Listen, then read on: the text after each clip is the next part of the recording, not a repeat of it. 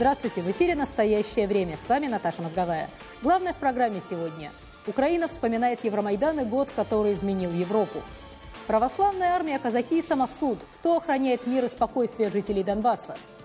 Президент США Барак Обама представил иммиграционную реформу в одностороннем порядке.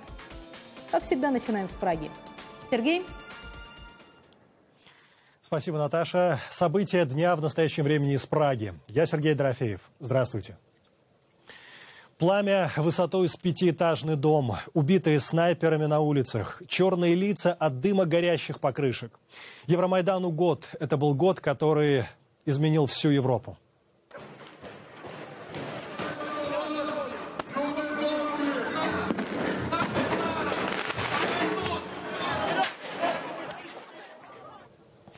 «21 ноября 2013. На главной площади Киева начинают собираться люди. Они выходят после того, как власть, не сдерживая своих обещаний, приостанавливает курс на Европу.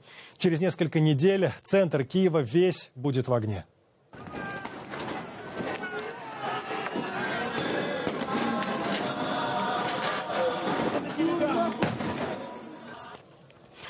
А началось все со студенческого протеста, который будет подавлен спецподразделением «Беркут». Часть студентов смогут укрыться в Михайловском монастыре, недалеко от Майдана, где потом прямо у алтаря будут организованы операционные для спасения раненых. В монастырь будет стекаться вся страна. Там встретятся люди, которые не виделись на протяжении многих и многих лет. Будут везти медикаменты, воду, одеяло, продукты питания. Так начала меняться Украина. Это была революция достоинства. Хронология Майдана и последующих событий. 21 ноября 2013 года. Правительство Украины заявляет о приостановке подготовки соглашения об ассоциации с Европейским Союзом. На Майдане начинаются митинги. 30 ноября. Разгон Евромайдана «Беркутом» не останавливает митинги. Протесты продолжаются до февраля. 20 февраля 2014 года. Снайперский обстрел митингующих. Погибших назовут небесной сотней. 22 февраля. Президент Украины Виктор Янукович покидает страну. Юлию Тимошенко освобождают из-под стражи. 27 февраля.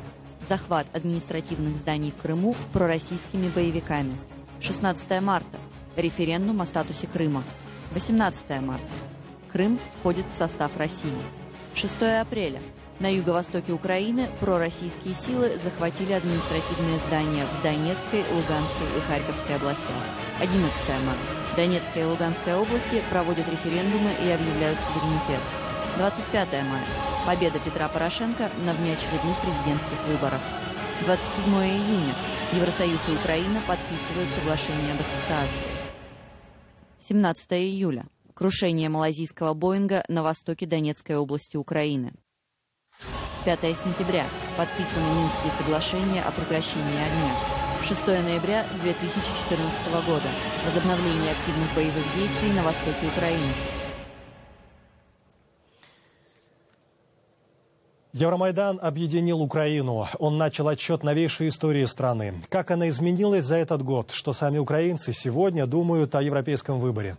Мнение киевлян. Трудно сказать. Все много чего изменилось. Мы перестали жить в мирной стране, у нас теперь война. И это плохо.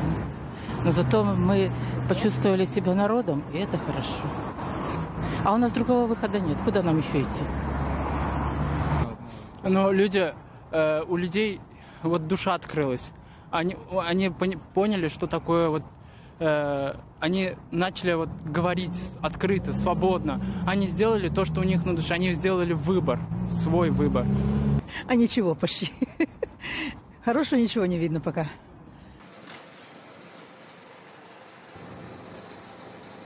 Ну, народ изменился.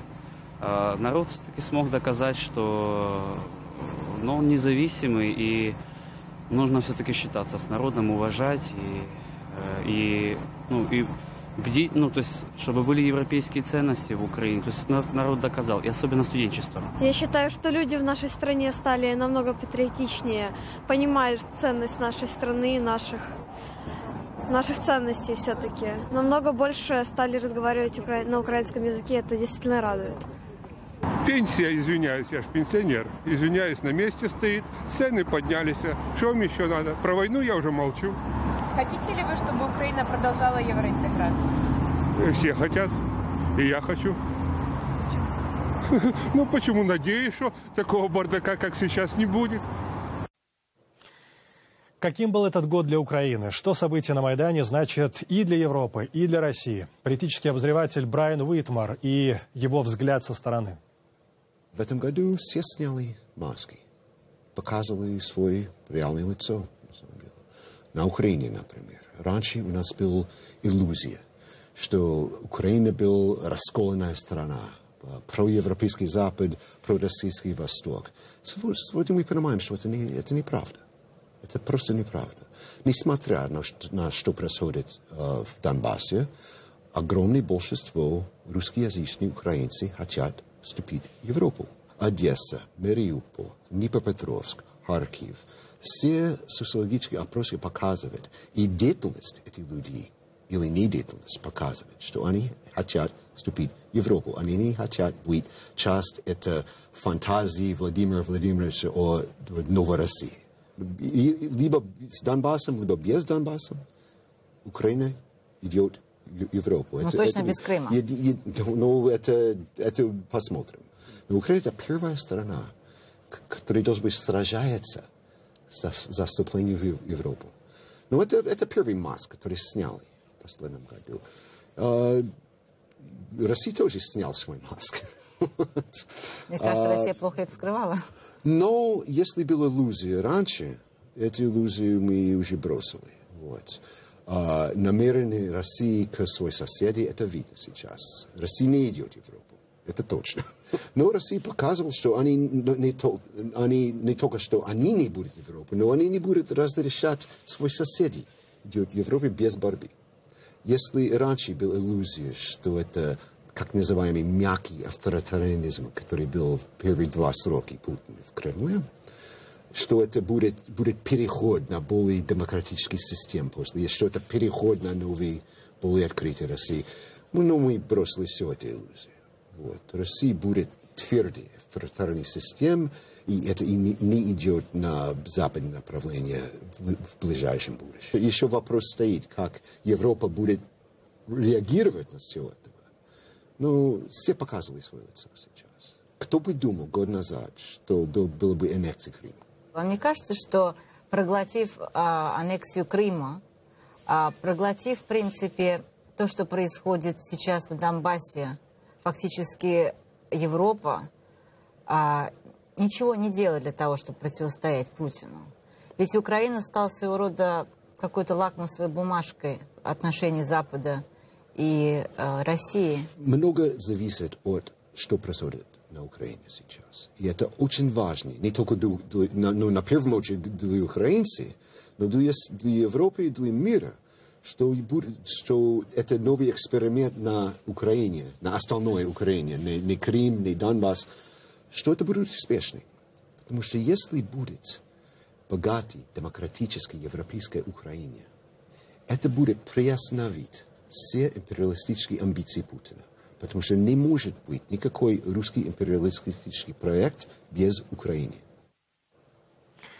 Сегодня президент Украины Петр Порошенко возложил в Киеве цветы к памятному кресту Героям Небесной Сотни. Не все приветливо встретили президента.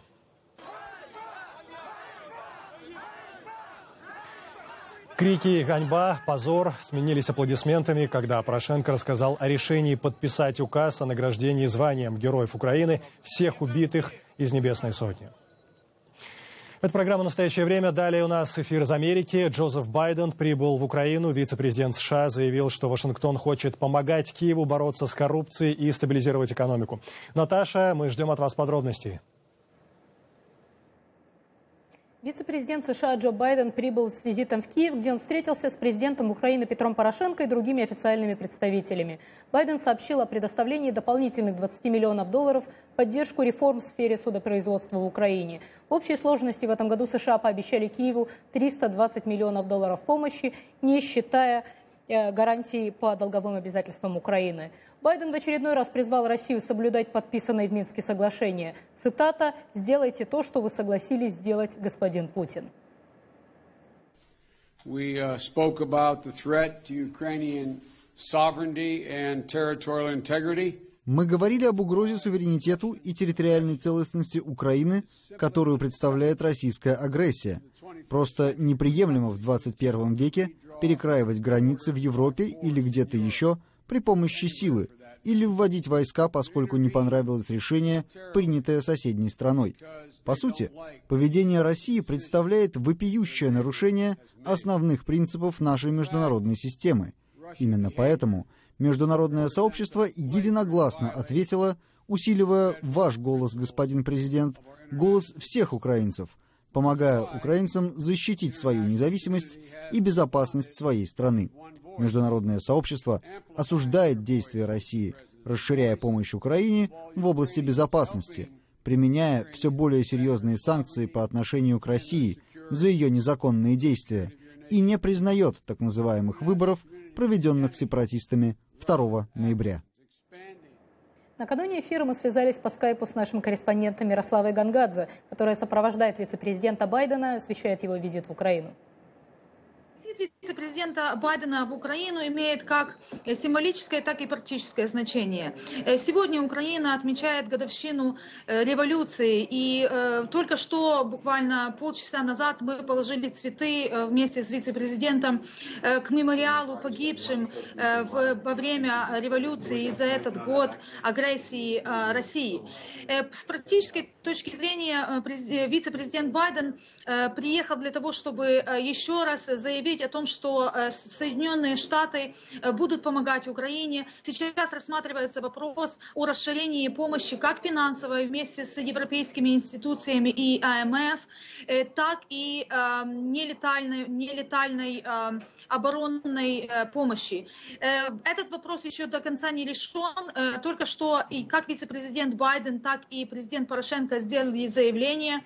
Они еще раз сказали о том, что обе страны остаются самыми надежными партнерами. Перед встречей с господином Байденом президент Порошенко в интервью «Голоса Америки» заявил о том, что Соединенные Штаты остаются самым главным стратегическим партнером Украины. И отношения между странами усиливаются, и в принципе Соединенные Штаты будут оставаться как бы в какой-то мере лоббистом Украины в мире и организовывать международную коалицию в помощь Украине. Это была Мирослава Гангадзе. Бывший госсекретарь США Мадлен Олбрайт выступила на конференции в Национальном фонде демократии и выразила свое мнение по поводу противостояния президента России Владимира Путина и западных стран. Из того, что беспокоит, я думаю, это безликость и неэффективность ЕС. И получилась своего рода подмена национальных границ и национализма. Главное, я думаю, патриотизм, а зашедший далеко национализм только пугает людей. И Венгрия – прекрасный тому пример. Путин очень хороший тактик, но не стратег. И то, что он сделал, привело к противоположному результату по сравнению с тем, что он хотел. Он уже долго пытается расколоть Европу, но, как мы видим, своими стараниями сумел создать ощущение ее единства. У меня такое чувство, что Путин не собирается вторгаться в Украину большими армиями. Он собирается сбивать всех с толку на своей западной границе, и это порождает противодействие. Между тем, наши коллеги в Праге взяли интервью у человека, который события Майдана и боевые действия на востоке Украины видел через объектив своего фотоаппарата. Сергей?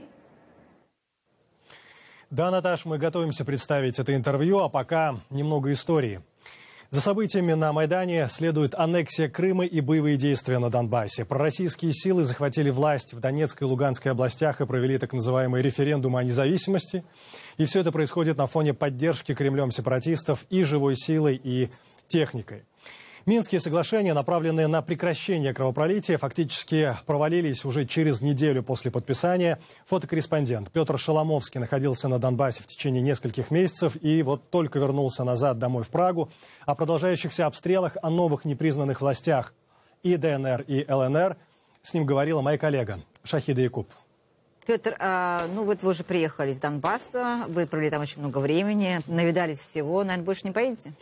Наверное, поеду. Да? Ну, не знаю, наверное, поеду. Что еще, мало показалось? Ну, а что еще делать? там, вот, где постоянные обстрелы, где нет воды, нет электричества, жизнь, она стала очень примитивной. И люди, они привыкли к этому. То есть рядом с тобой падает снаряд, да, он осколками там разрушает здания, там, выбивает стекла, гибнут люди. Приезжает скорая, увозят людей, приезжают службы, чистят улицу, вставляют новые стекла, и через полчаса там уже полно людей. То есть люди абсолютно спокойны. Это что-то такое свыше для них. Прилетел снаряд, убил человека. То есть они становятся зомби? Убрали труп. Нет, они просто привыкли. И у них отсутствует чувство опасности, то, что вот рядышком опять может что-то взорваться? Ну, она есть какая-то опасность, что если взрывается, надо идти в убежище. Вот. То же самое. Ну, а предупреждает кто-нибудь, что сейчас будет взрываться? Нет. А, это просто так на голову падает? Ну, ты слышишь, предупреждает следующим образом. Понимаете, Донецк, он устроен следующим образом. Линия фронта — это практически Донецк. То есть это аэропорт, это близлежащие там села, там Пески, Авдеевка, там Марьинка. И фронт, он прям там. Что значит фронт прям там? Это значит, прям что... в городе? Да, это значит, что приезжают ополченцы, да, устанавливают пушки, устанавливают минометы, делают из них залп и уезжают. Об этом, это очень сложно снять на самом деле, но об этом говорят местные, очень много. Мы провели целый день с пожарными на 4-й пожарной станции города Донецка. Они же дежурят ночь, они все слышат. Когда выстрелы исходящие идут вокруг них, это значит, что приехала артиллерия, установилась и начинает стрелять в сторону украинских войск. Естественно, что они начинают отвечать. Естественно, что они отвечают позже, чем нужно. Естественно, что им очень сложно попасть. Да? То есть снаряды летят куда попало, убивают мирных жителей, не попадают по вот этим вот позициям ополченцев. Потому что те уже уехали. Те уже уехали, да. Те уже уехали, они промазали. То есть, ну, вот это вся вот история, когда мирных жителей не воспринимают как что-то, что на самом деле нужно защищать. Ни та, ни другая сторона. То есть мирные жители в этой ситуации, они просто как статисты. И они сами так себя воспринимают.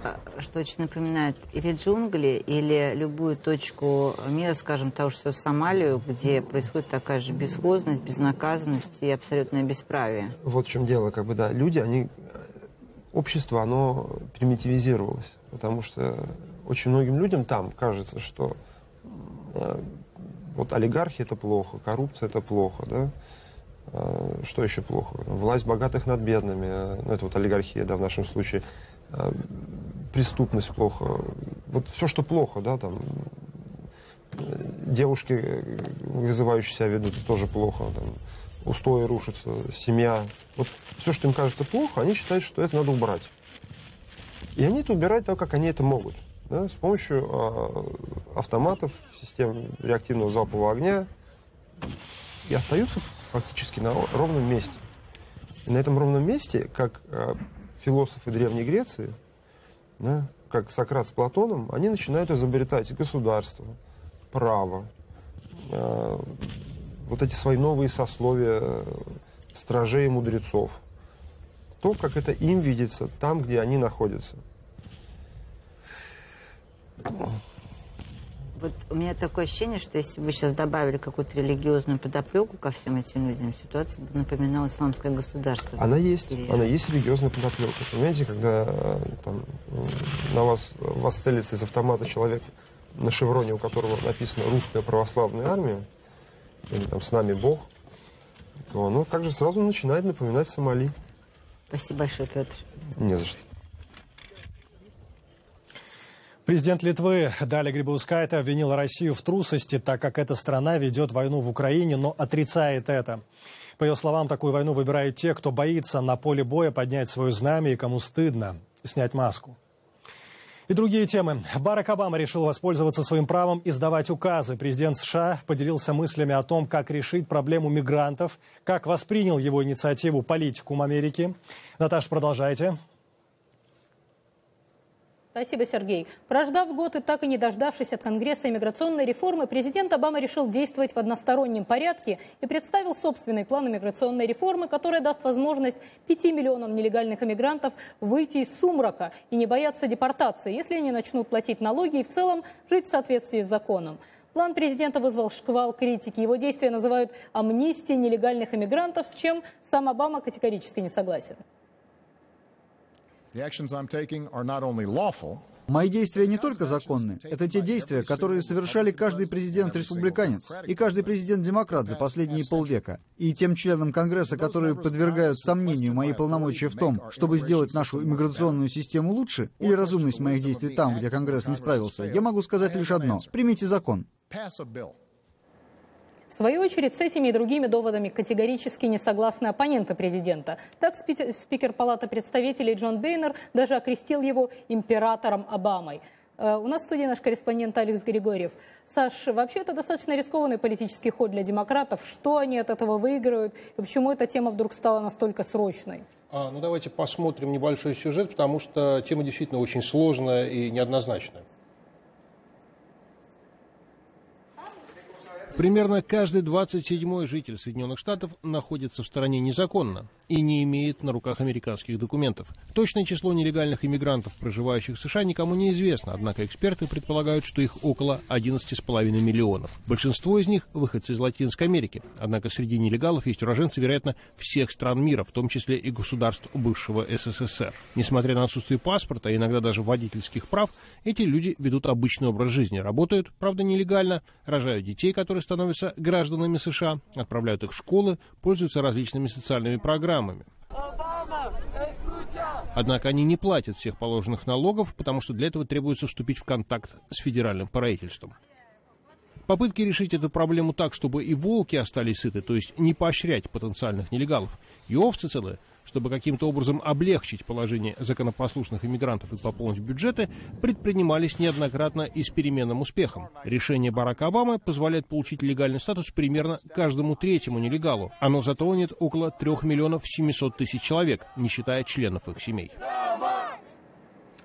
Америка – страна иммигрантов, и поэтому любой вопрос, связанный с иммиграцией, естественно, вызывает бурю эмоций у любых американцев, вне зависимости от того, насколько давно их предки приехали в Соединенные Штаты.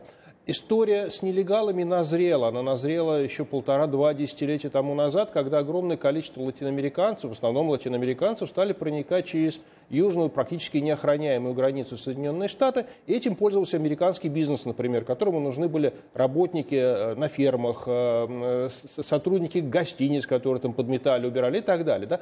То есть возникла ситуация, в которой есть большой класс заинтересованных лиц, заинтересованных в том, чтобы нелегалы оставались, да, то есть потому что им можно платить, например, меньшую зарплату, их права никоим образом не защищены.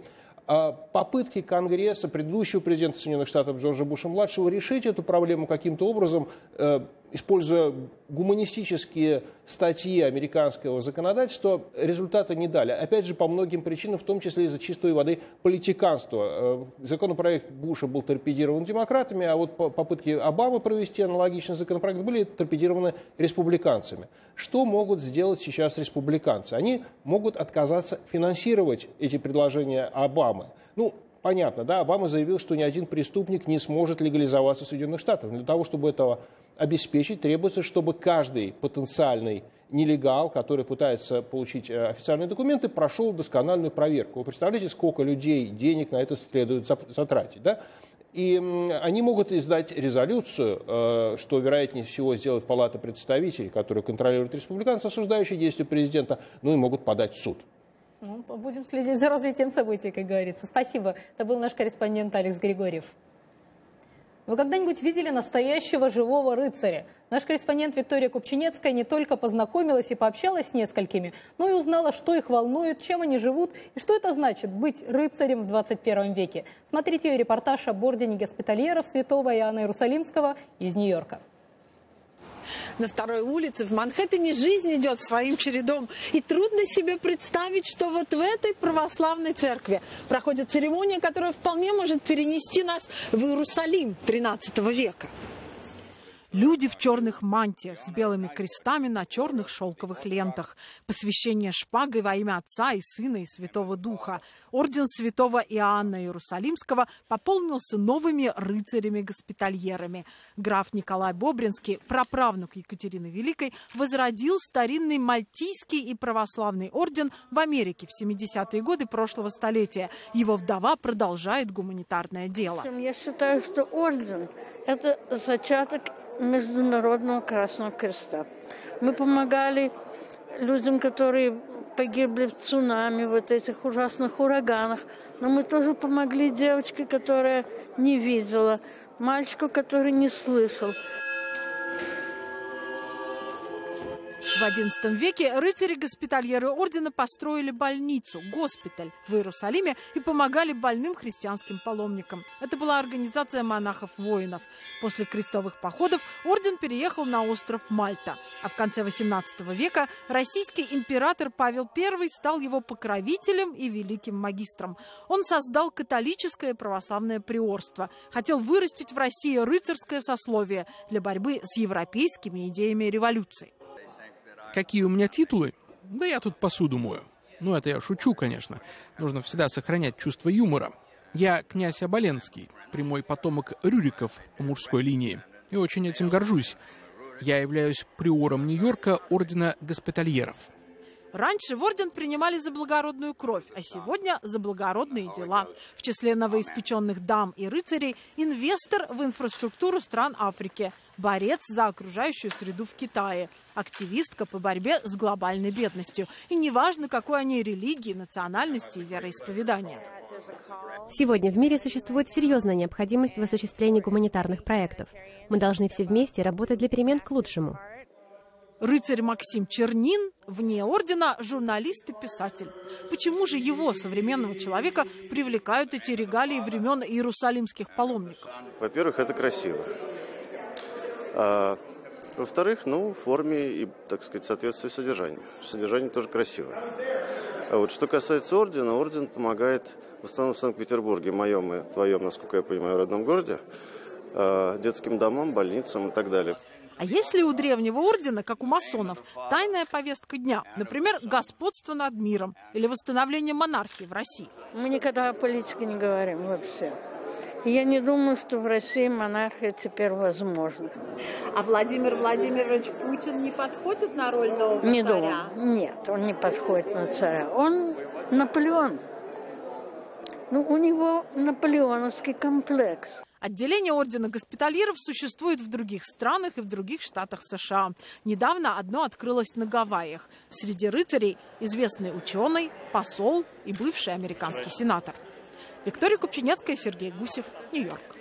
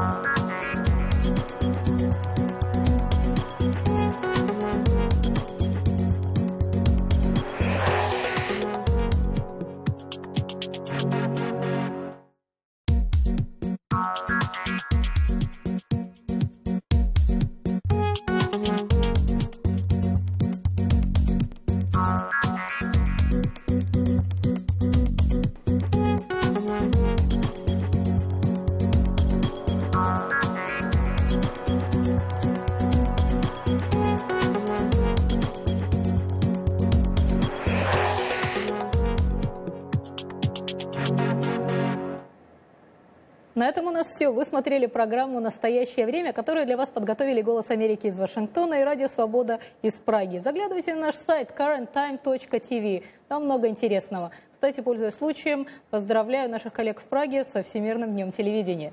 Сергей, до следующего эфира.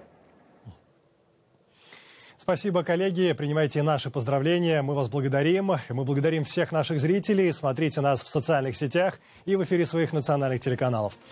Настоящее время прощается до понедельника. Я Сергей Дорофеев. Всего доброго. До свидания.